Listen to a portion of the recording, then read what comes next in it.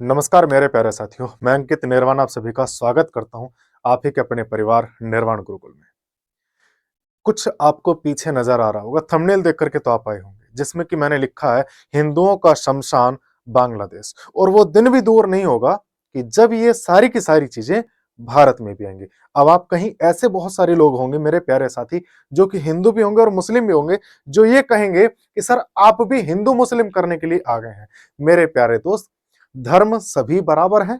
मैं कोई हिंदू मुस्लिम सिख ईसाई करने नहीं आया हूं। मैं सिर्फ और सिर्फ आपको चीजें दिखाने आया हूं, आपको आईना दिखाने आया हूं। बाकी मर्जी आपकी है, आप इसको किस अंदाज से किस तरीके से देखना चाहते हो। सबसे पहली चीज, मैं उस देश के बारे में बात करूंगा जहां पे कोई भी हिंदू नेता नहीं है, ना ही वहां पे कोई आरएसएस का एजेंडा चलता है, ना ही वहां पर प्रधानमंत्री नरेंद्र मोदी हैं, ना ही वहां पे मुख्यमंत्री योगी आदित्यनाथ हैं। क्योंकि आप सभी के कहे अनुसार यही दोनों लोग हैं जो कि हिंदू मुस्लिम ज्यादा करते हैं। अब मुझे बताओ, बांग्लादेश में किसकी सरकार थी, क्यों हुआ, क्या हुआ, सारी की सारी चीजें अब आपको वो सामने दिखाने जा रहा हूं। सबसे पहले आपको कुछ क्लिप दिखाना चाहूंगा, ताकि आपको उन सच्चाई से रूबरू कराया जा सके जिसकी वजह से ये पूरा का पूरा फैला हुआ है। अब है क्या, देखिएगा। सबसे पहली चीज यहां पर आप देखिएगा, एक्चुअल में हुआ क्या था। इस घटना को पहले आप देखिए। यहां पर एक नग्न अवस्था में एक व्यक्ति को, जिसका नाम दीपू दास करके है, उसको पेड़ से बांधा गया है, लटका करके जिंदे में आग लगाई गई। ऐसा नहीं कि वो बिल्कुल मरा हुआ है, वो बेहोशी की हालत में है। क्योंकि आपको भी पता है कि जब मार ज्यादा लगती है शरीर को, तो शरीर एक सुप्त चेतना में चला जाता है। उस अवस्था में इसमें आग लगी है। अब इस चीज को थोड़ा सा मैं रोकता हूं। अब शुरुआत ही देखिए, इसकी शुरुआत कैसे हुई थी। सबसे पहले इसको घसीट करके, पैर बांध करके घसीट करके ले जाया गया। आप देखिए इत्मीनान से। जो आप ये बोल रहे हो हिंदू मुस्लिम, मुझे बताना, इस भीड़ में क्या किसी के सिर पे टोपी नहीं है? टोपी है। और नारे क्या लग रहे हैं वो भी मैं आपको सुना देता हूं।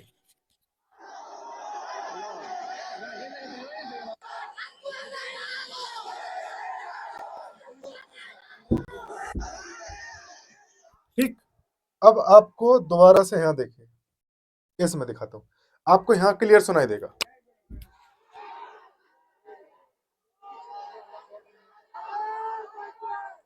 अल्लाह अकबर। क्या जय श्री राम के नारे लग रहे हैं? नहीं।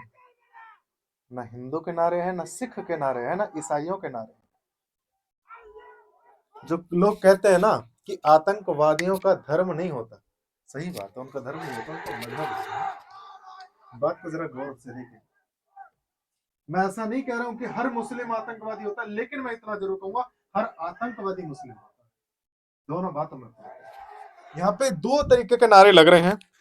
सबसे पहली चीज इसमें बोली जा रही है अल्लाह अकबर, यानी कि अल्लाह ही महान है, और नारा तकदीर। इसका मतलब मुझे भी नहीं पता, मैंने चैट जीपीटी से पूछा, वो कुछ अलग ही बता रहा था, इसलिए मैं उसको बोलना नहीं चाह रहा अभी। अल्लाह अकबर, नारा तकदीर, ये नारे लग रहे हैं। और ये काम हो रहा है, मार करके, मार पीट के उसको पेड़ से लटकाया गया है। अगला भी पार्ट आप इसका देखिए, पार्ट 4 क्लियरली सुनाई देगा यहां पे।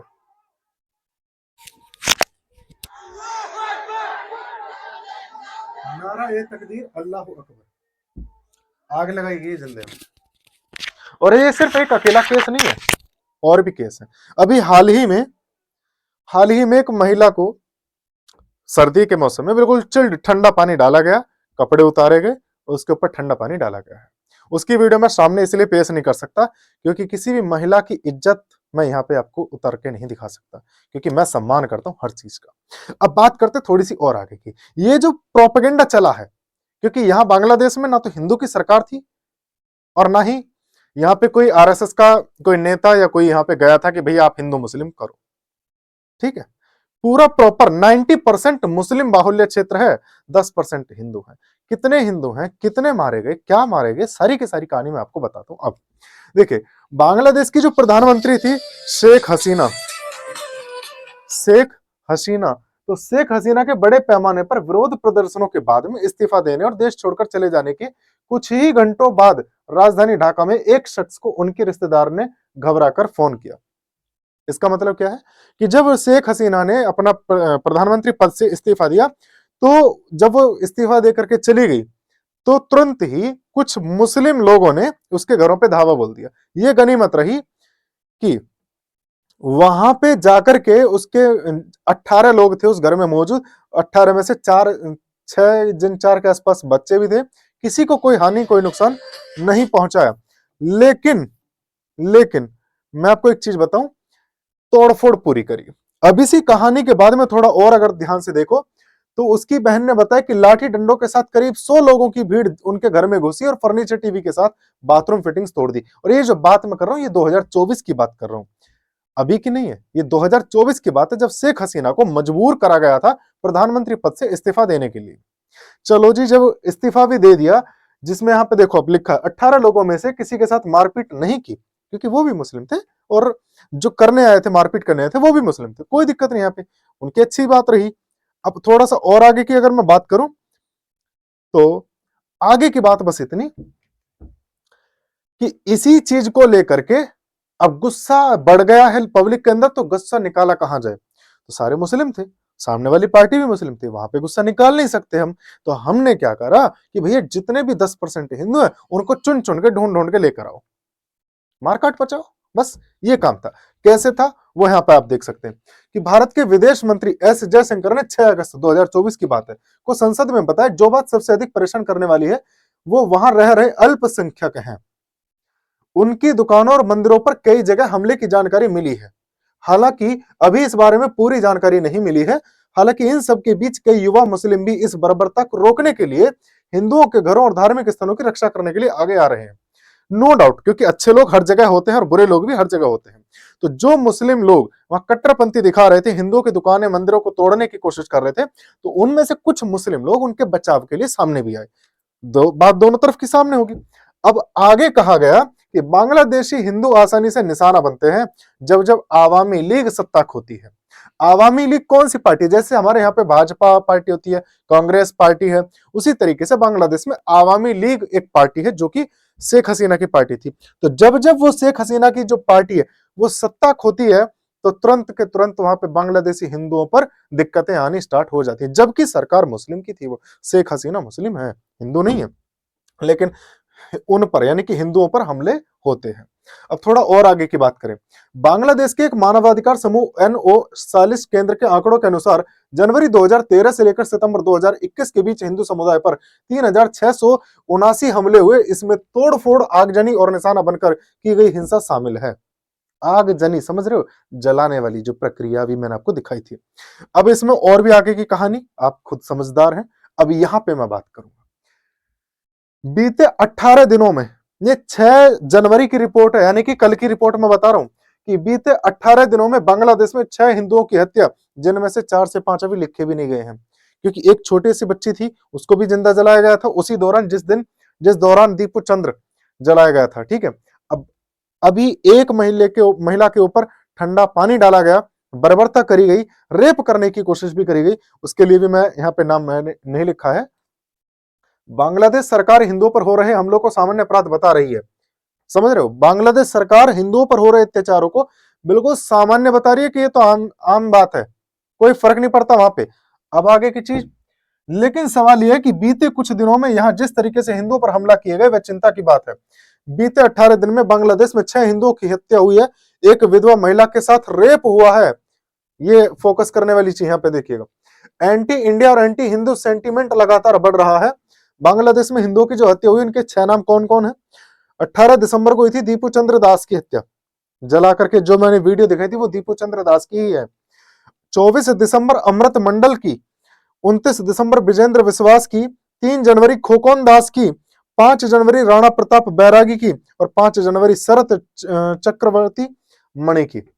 5 जनवरी में, अभी हाल ही में। और अभी कल परसों की न्यूज है, जिसमें कि महिला के ऊपर ठंडा पानी डाल करके उसके निर्वस्त्र कराया गया है।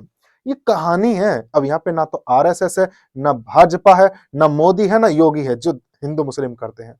तो मेरे दोस्त, ये मत कहो कि हिंदू मुस्लिम ये लोग करा रहे हैं। मैं ये भी नहीं करा कि ये नहीं करा रहे, और ना मैं ये करा कि ये करा रहे हैं। मैं बस इतना कह रहा हूं, जो जनता है, आवाम की जनता है, जो दुनिया की जनता है, यहाँ पे जो भारत की जो पब्लिक है, खाती अन्न ही है। सबको पता है, बहुत अच्छे से पता है कि कौन क्या कर रहा है। बस फर्क इतना है, हम देखेंगे गांधी जी के तीसरे बंदर में से एक बन जाएंगे। हम देखेंगे सुनेंगे, हम गांधी जी के बंदर बन जाएंगे। हम देखेंगे, हम गांधी जी के बंदर बन जाएंगे, बोलेंगे नहीं। हम सहने के लिए तैयार हैं, लेकिन बोलेंगे नहीं। क्यों? क्योंकि सरकार से हमको कमाई नहीं हो रही। दिक्कत ये है, सिर्फ ये एजेंडा मैं आपको बता रहा हूं। सरकार से जब हमें कमाई होती है, कौन सी सरकार होती है? खुलेआम बात करूंगा, ध्यान से सुनना। अखिलेश सरकार, ठीक है, उस सरकार में ठीक ठाक हिसाब चलता है। सभी की कमाई होती है जितने भी सरकारी दफ्तर में बैठे होते हैं। कमाई कौन सी? सैलरी की बात नहीं कर रहा मैं, जो डेस्क के नीचे से आती है कमाई, वो उसकी कमाई की बात कर रहा हूं। वो कमाई सबसे ज्यादा अखिलेश सरकार में होती है। तो अखिलेश सरकार सबसे बढ़िया लगती है। मुस्लिमों को क्यों बढ़िया लगती है? क्योंकि वो अत्याचार कर सकते हैं। हिंदुओं को क्यों बढ़िया लगती है? क्योंकि सरकारी नौकरी में ज्यादातर अधिकांश हिंदू होते हैं, तो उनको डेस्क के नीचे से पैसा मिलता है। क्योंकि जितना ज्यादा अत्याचार बढ़ेगा, उतना ज्यादा उनकी कमाई होगी। सीधी सी बात है, लॉजिक समझने की कोशिश करो। अब यहां क्या दिक्कत है? मैं ये नहीं कह रहा कि अत्याचार नहीं हो रहे हैं, लेकिन कमाई नहीं हो पा रही। इसीलिए हिंदू भी काट कर रहे हैं, भैया भाजपा बेकार है। लालच क्या चाहिए कि जी नौकरी नहीं दे रहे। घर बैठे नौकरी मिलेगी, योग्य बनोगे तो नौकरी मिलेगी। दूसरी बात ये भैया, इस भारत के अंदर ना पढ़ा लिखा हर एक शख्स है, और हर एक शख्स सिर्फ एक कोशिश में है कि जी नौकरी मिल जाए। लाखों करोड़ों की संख्या में बेरोजगार है। कहां तक क्या नौकरी, क्या ऐसा करा जाए कि नौकरी मिलेगी? बताओ खुद। हर किसी के लिए संभव नहीं है। और दूसरी बात, वही लोग सरकारी नौकरी में जाना क्यों चाहते हैं, जबकि पैसा सबसे ज्यादा प्राइवेट सेक्टर में भी है? कारण, सर डेस्क के नीचे कमाई सरकारी में होती, प्राइवेट में कमाई नहीं होती। दिक्कत यह है। और हाँ, अगर ऐसा ही रहा ना कि जी हमें गाली देनी है मोदी योगी को, और हिंदू मुस्लिम तो जो हो रहा है ना, वो एक बस भ्रम है। आंखों पे, कानों पे, मुंह पे हाथ रख लो, कुछ भी नहीं हो रहा हिंदू मुस्लिम, तो भैया कोई दिक्कत नहीं, वेट करो, थोड़ा सा वेट करो। ये नारे तुम्हें भारत के अंदर भी सुनाई दे जाएंगे, याद रखना। जय श्री राम। चलते हैं।